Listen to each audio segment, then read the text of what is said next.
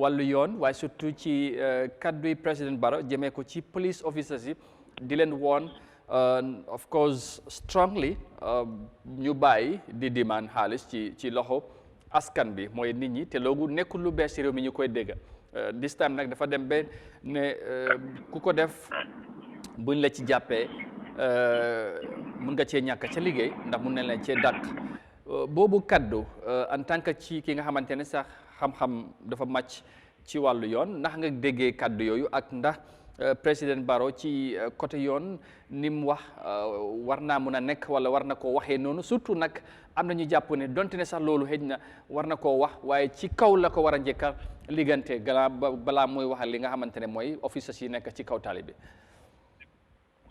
waaw jërëjëf monsieur Kanté yaa ma dégg bu baax. waaw mu ngi baax waaw. Well, okay, so this is a big disrespect to the IGP and to our security forces.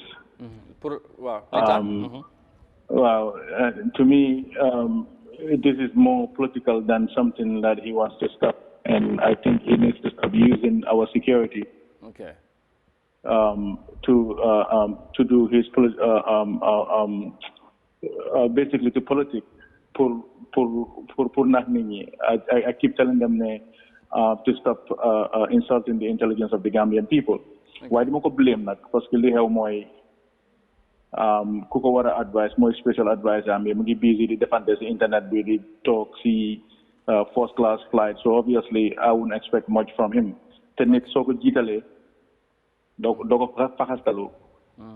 This is beyond just to know hey suba leka cerebe sur ngane so defeli dama la daha dafa melni ngane naka nekulo jox sa famille dépasse bu mot nga len ne so len demé nit lañ may xaliss pour ngeen yokka ci dépasse bi so len ko jëlé dama la faté xam nga lolu dem I think dafa mom dum ko waxé sax loi bi waxul lolu loi bi daf la né they will hold you accountable official corruption, because if you're going to hold a minister or a director of fisheries, whatever, accountable for accepting bribes, right?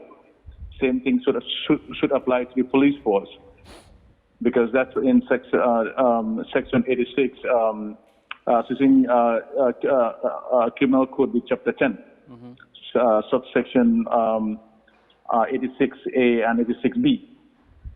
87 tamit all that stuff lu ma ko names waaye dem na bi ñëw na daal nu mu waroon a defee lii mooy ne dafa waroon a jox di IGP de respect mu oo ko mu ne ko ne léegi lii mu ngi bari affaire fii so what can we do to fix this problem so IGP obviously moom he's been working the first thing lu war a def mooy dañ create incentives because that's the root problem the root cause of this corruption on the police side. Incentives, the new guy retirement package, buba, the not only that while serving new guy package buhame insurance for when they die in the line of duty. So insurance will continue to topato send job or snake and his jabaram you say I'm on believe you say without kennen. And not only that time send salary when you go yoka. And so they feel yeah prepare. Then you know what? Moving forward, definitely. Even though this is not an excuse, but I'm just trying to, identify the root cause of police officers accepting bribes. Because normally what I focus on right now, my police officers they quit, they buy ligabi, the army and buy ligabi. Lola what I focus on. Okay, Legi, but ML also yeah, I was going to ask the president, okay, in legal terms, wax nga loi bi wax lolu leer na xejna mom nim ko waxe loi bi waxe ko nonu dafa ne na hold accountable and all that, which is very clear ci ning ko quoté ci loi bi. But then a president bi nga xamanteni mo jité lepp ñepp est-ce que bu amé xejna concern from the people with regards to an issue amut that maybe authority pour feel like how to address it and then mo communicate to the people concern wax leen ne lim moom ni mu ko gisee ak lim feel ne bu loolu xewee ban décision lay jël loolu tam est-ce que mënuñ ko understand as far as a president moo doon seems to address an issue that has been a long time concern to many including the drivers for example. Yeah, like I said, Lumura def moy muna ñoo mëna look dina wax IGP bi he needs to respect people ñoo xamne ni ko soko defé ci place da ko respect. Okay. Understand nga dafa wara wax nit ñi ne mané li mu ngi am problème receive na complaints yu bari way luma def moy dina reach out to the IGP mu waxtana mom ñu a way forward on how to fix this. Mom sax bala mo topato police mom bag yaram bi bala mo dem di bow ci néwam bi mom du xol bag yaram bi. This is more political than trying to resolve the situation because as a leader, you should not be compromised. You should be mentally, psychologically, emotionally independent. Because you body one like our ID cards right now, the minister right there is so incompetent right now. He's playing with the future of our children because instead of mu daaxa kooku noonu mu ngi topp bañ koo daaxa ñeneen ak ñeneen tamit ñu ngi def blonda si seen département ñu ngi def lu nekk suñu auditeur si jox nañ ko report pour woon ko lan mooy goon la mu nekk di go on si administration am bi mu ngi koo ignore so bala ngaa dem di back si suñ kaw security bi na toppatoo back yaa dem bi jëkka ñu hold everybody accountable and stop this selective justice and selective enforcement. Credibility. Respect as a leader, rather than the insult the intelligence of the Gambian people. I was going to ask. Maybe this is just a beginning towards that end, because generally, sa wahna about corruption, be wahne lolu muna attend the image or the reputation of the country as far as this corruption-related issues is concerned. Now, maybe from here, the president is going to be most, maybe.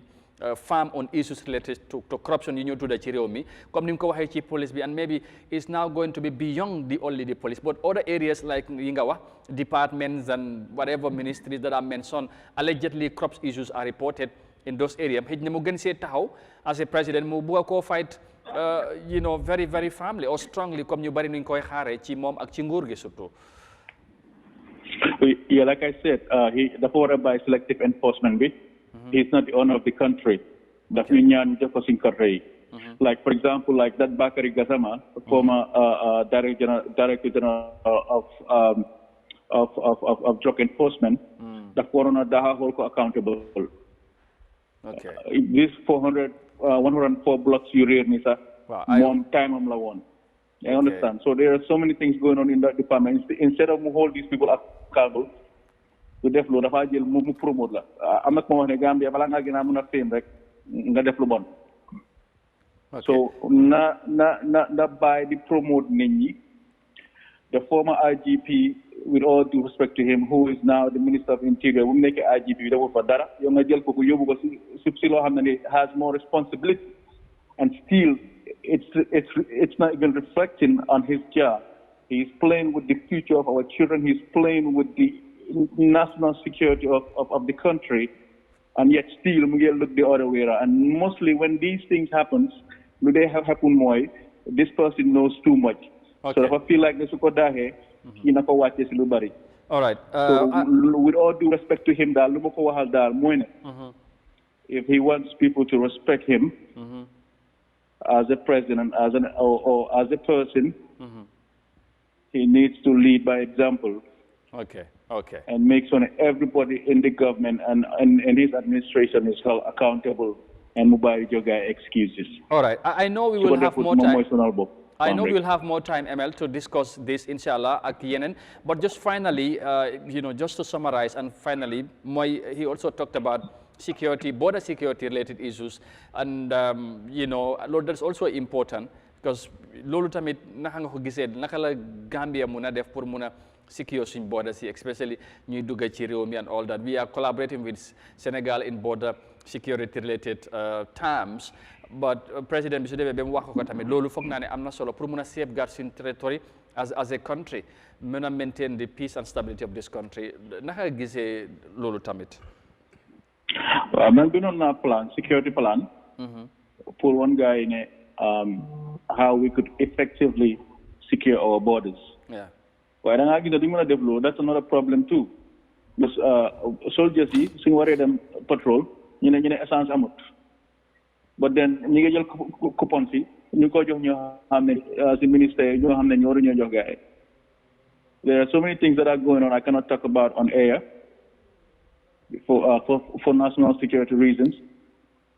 But ñoom xam nañ lu ma wax suñ booree si ñoom nekk di koy caaxaanee. First of all, we need to build ourselves. We need to learn how to do things for ourselves, and then ñu dem outside ñu collaborate ak ñeneen su ko defee ñoom tamit dañoo respect suñ boundaries yi waaye duñ ne rek dañoo wax Sénégal. No, let us take care of ourselves first, and then after that ñoo Sénégal nga xam ne dañoo wax gars yi ñu li mooy suñ conditions. If you guys can deal with it, fine. If you cannot deal with it, so be it. You have to act like a leader.